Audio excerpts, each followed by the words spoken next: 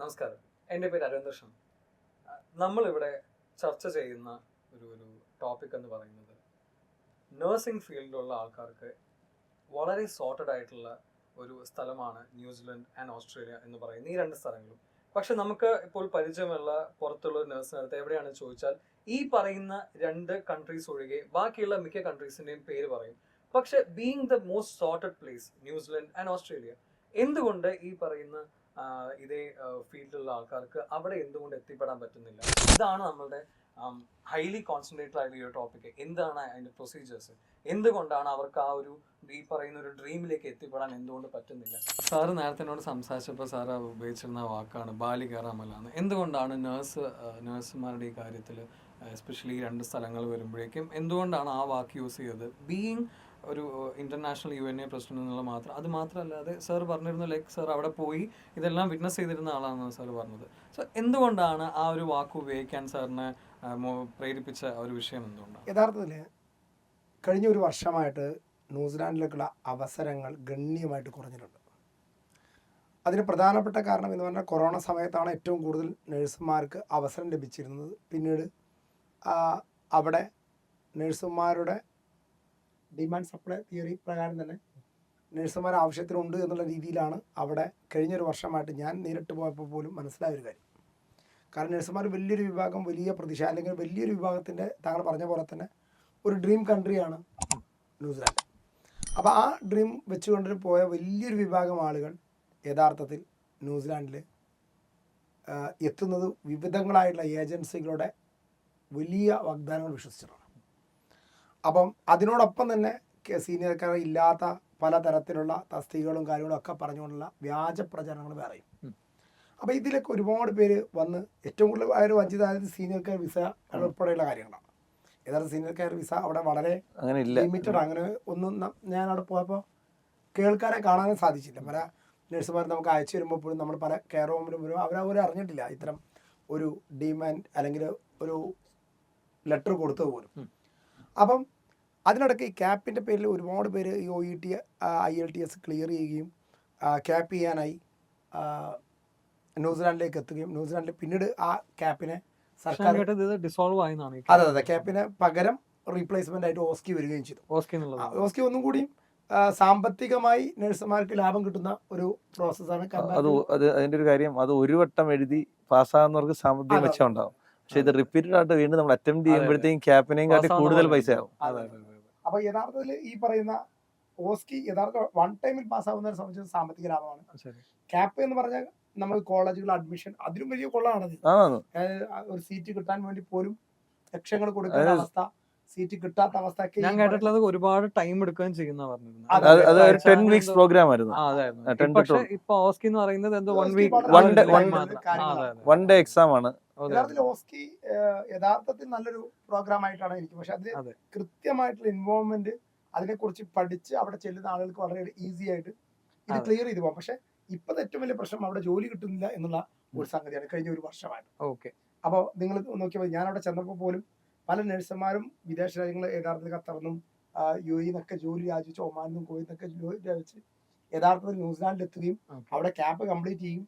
എന്നാൽ അവർക്ക് അവിടെ പിടിച്ചു നിൽക്കണമെങ്കിൽ വലിയ പ്രശ്നമാണ്. കാരണം അവിടെ വാടക, ഞാനൊക്കെ ഫേസ് ചെയ്തൊരു പ്രശ്നമായിരുന്നു. റെന്റ് വളരെ കൂടുതലാണ്. അപ്പം റെന്റും ടാക്സുകളും എല്ലാം കൂടുതൽ. അവിടെ ഒരു കാറില്ലാതെ സഞ്ചരിക്കാൻ സാധിക്കും. മിനിമലി നമുക്ക് 1 person, ഒരാൾ ഇപ്പം അരവിന്ദ് പോയി ഒറ്റയ്ക്ക് നിൽക്കുവാണെങ്കിൽ ഒരു 50,000 മന്ത്ലി ഒരു എക്സ്പെൻസ് വെച്ചോ. ഒരാളുടെ കാര്യം ഞാൻ പറയുന്നത് ഇന്ത്യൻ റുപ്പിയിൽ. എന്തായാലും ചുരുങ്ങിയത്. അപ്പൊ നമ്മള് അവിടെ ഒരു ബെഡ്റൂം ഉള്ള ഇതിലും ഭക്ഷണത്തിനും അല്ലെങ്കിൽ എല്ലാറ്റും നല്ല ചാർജ് ആണ് അവിടെ. ഞാൻ ഇതിലൊന്ന് ഇന്റർഫിയർ ചെയ്തോട്ടെ. ഇപ്പോൾ ഈ ക്യാപ്പ് എന്നുള്ള സംഭവം ഇത്രയും ലോങ് പ്രോസസ് ആയിരുന്നു. അത് ഡിസോൾവ് ചെയ്തു എന്ന് പറയുന്നു. ഡിസോൾവ് ചെയ്തതിന് ശേഷം ഓസ്കി ഇൻട്രൊഡ്യൂസ് ചെയ്യുന്നു. ഇപ്പൊ ആ ഓസ്കി എന്നുള്ള സംഭവം സമയം കുറച്ച് ഇപ്പൊ ഇത്രയും ഒരു കുറച്ചുകൂടി വളരെ ക്രക്സ് ആയ വളരെ ചെറിയൊരു പ്രോഗ്രാമിലൂടെ എന്നാൽ ഇതേ ക്യാപ്പ് ചെയ്താൽ കിട്ടാവുന്ന അതേ രജിസ്ട്രേഷൻ തന്നെ ഓസ്കി ചെയ്താൽ കിട്ടുമെന്നാണ് പറയുന്നത്. എന്നിട്ടും ഞാൻ ഈ ക്വസ്റ്റ്യൻ ഞാൻ സത്യം പറഞ്ഞ ബീങ് സാർ ഇപ്പൊ അവിടെ ഇത് പഠിപ്പിക്കുകയും ഇതിന്റെ ഒരു ഫെസിലിറ്റി പ്രൊവൈഡ് ചെയ്യുന്ന ആളായതുകൊണ്ട് തന്നെ, എന്നിട്ടും എന്തുകൊണ്ട് ഇത്രയും ഈസി ആയിട്ട് അതിനെ ആ ഒരു കൺസ്ട്രക്ട് ചെയ്തിട്ട് പോലും എന്തുകൊണ്ടാണ് അവിടെ ഈ പറയുന്ന ഈ ന്യൂസിലൻഡ് അല്ലെങ്കിൽ ഓസ്ട്രേലിയ ഇവിടെ ഈ ഓസ്കി എന്ന് പറയുന്ന എക്സാം ഇത്രയും വളരെ പാസ്സാവാൻ ഭയങ്കര ടഫ് ആവുന്ന ഒരു സംഭവം? കാരണം എന്തുകൊണ്ട് ഈ യോസ്കി എന്ന് പറഞ്ഞ എക്സാം ജനറലി എല്ലാ രാജ്യത്തിനും ഉണ്ട്. Okay. ഇപ്പം ഓസ്ട്രേലിയ, UK, കാനഡ, അയർലൻഡ്, അവർക്ക് പക്ഷെ അതെല്ലാം അവരുടെ രാജ്യത്തിന് ബേസ്ഡ് ആണത്. Okay. ഇപ്പൊ ന്യൂസിലൻഡ് ബേസ്ഡ് ആണ്. Okay. അപ്പൊ ഇത് പാസ്സാകാൻ പറ്റാത്തെന്ന് പറഞ്ഞു കഴിഞ്ഞാൽ ന്യൂസിലൻഡുകാരെ വെച്ച് നോക്കുമ്പോൾ, അല്ലെങ്കിൽ New Zealand nursing council, Kerala nursing council പോലെ അവരെ വെച്ച് നോക്കുമ്പോൾ അവർക്കിത് വളരെ എളുപ്പം ഒരു പ്രോസസ്സാണ്. അവർ നോക്കുമ്പോൾ ഇത്ര എളുപ്പമുള്ള ഒരു 10 സ്റ്റേഷൻ റെഡിയാക്കി വെച്ചിരിക്കുന്നു, നിങ്ങളൊരു നേഴ്സാണ്, നിങ്ങൾ ഒരാളെ വന്ന് കയറി ചെയ്യുന്നത് ഞങ്ങൾ കാണിച്ചു തന്നാൽ മതി. ഒരാൾക്ക് 10 10 സ്റ്റേഷൻ 10 തവണ ഇത് ചെയ്യണം. 8 മിനിറ്റുള്ള 10 സ്റ്റേഷൻസ് ആണ്. ഇത് വന്ന് നിങ്ങൾ 10 സ്റ്റേഷനിൽ ഞങ്ങളെ ചെയ്ത് കാണിക്കുക, നിങ്ങൾ എങ്ങനെയാണ് രോഗിയെ നോക്കുന്നത്. പല സിനാരിയോസ് ആയിരിക്കും. അത് നിങ്ങൾ നോർമലി ചെയ്ത് കഴിഞ്ഞാൽ നിങ്ങൾ പാസ്സായി. അപ്പം ആരെ വെച്ച് ബേസിക്കലി പറയുമ്പോൾ ഇത് വളരെ എളുപ്പമാണ്. പക്ഷേ ഇത് നമ്മൾ വന്ന് ചെയ്യുന്നത് ന്യൂസിലൻഡേഴ്സിന്റെ ഫ്രണ്ടിലും ആക്ടേഴ്സ് ആയിട്ടിരിക്കുന്ന ഒരു ന്യൂസിലൻഡേഴ്സ് ആണ്. അപ്പൊ നമ്മൾ ഫോർ എക്സാമ്പിൾ കേരളത്തിൽ നമ്മൾ IELTS തന്നെ OET തന്നെ നമ്മൾ എത്രയോ വട്ടം എഴുതി ആണ് നമ്മൾ ട്രെയിൻ ചെയ്താണ് പാസ്സാകുന്നത്.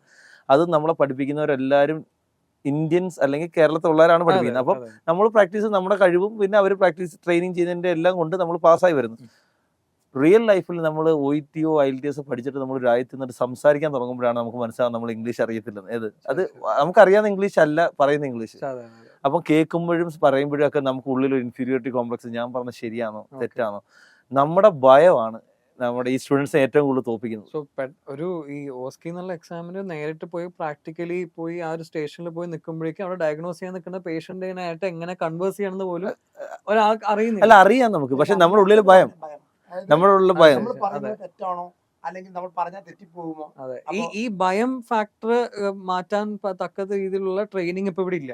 അല്ല, ഇവിടെ നമുക്ക് കൊടുക്കാൻ പറ്റത്തില്ല. കാരണം നമുക്ക് ഇവിടെ ഇപ്പം ഞാൻ ഇപ്പം തിരൂർ ഒരു ഇൻസ്റ്റിറ്റ്യൂട്ട് സ്റ്റാർട്ട് ചെയ്തു, എനിക്കൊരു ന്യൂസിലൻഡുകാരനെയോ ഒരു ന്യൂസിലൻഡ് ആക്ടറെ ഇവിടെ കൊണ്ട് എനിക്ക് പ്ലേസ് ചെയ്യാൻ പറ്റത്തില്ല.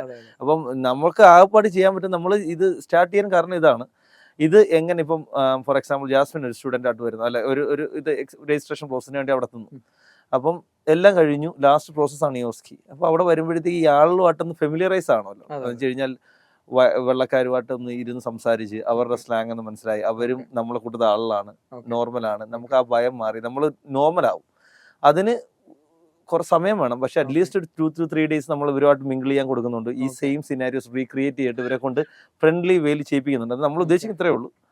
ഇവർ എക്സാം സെന്ററിൽ പോകുമ്പോൾ ഇവർക്ക് പെട്ടെന്നൊരു ഷോക്ക് വരുന്നത്. ഇപ്പം എൻ്റെ ഒരു കണക്ക് വെച്ച് പറയുകയാണെങ്കിൽ ഒരു ഡേയിൽ 10 തൊട്ട് 12 സ്ലോട്ട് ഉണ്ടെങ്കിൽ മോർ ദാൻ ഹാഫ് 10 തൊട്ട് 12 അവര് ഇപ്പൊ അവരുടെ എക്സാമിനേഴ്സ് കൂടുതലുള്ള അനുസരിച്ച് അവർ മാത്രം. നോർമലി 10 ഒറ്റ സെന്റർ ക്രൈസ്റ്റ് ചർച്ചിൽ നേഴ്സ് മോഡ് എന്ന് പറയുന്ന ഒരു NGO, ഒരു ചാരിറ്റബിൾ ഒരു ഹോസ്പിറ്റലാണ് ഇത് നടത്തുന്നത്.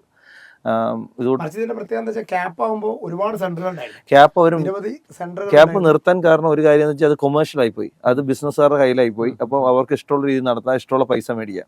ഇതിപ്പോ ഒരേ ഒരു സംഘടന ഒരിടത്ത് മാത്രമേ എക്സാം ഉള്ളൂ, ഒരു ഗൈഡ് ലൈൻസ് ഉണ്ട്, അതുകൊണ്ട് അത് കൊമേഴ്ഷ്യൽ ആക്കുന്നില്ല അവര്. എക്സാമിന് ഒരു 1.5-1.25 ലക്ഷം രൂപ ഇന്ത്യൻ മണി എക്സാം ഫീസ് മാത്രം, പ്ലസ് വിസ, ടിക്കറ്റ്, അക്കോമഡേഷൻ. അപ്പൊ എങ്ങനെ നോക്കിയാലും ഒരു 3 ലക്ഷം രൂപ അടുത്ത് വന്നു പോകുന്ന ചിലവുണ്ട് ഒരു അറ്റംപ്റ്റിന്.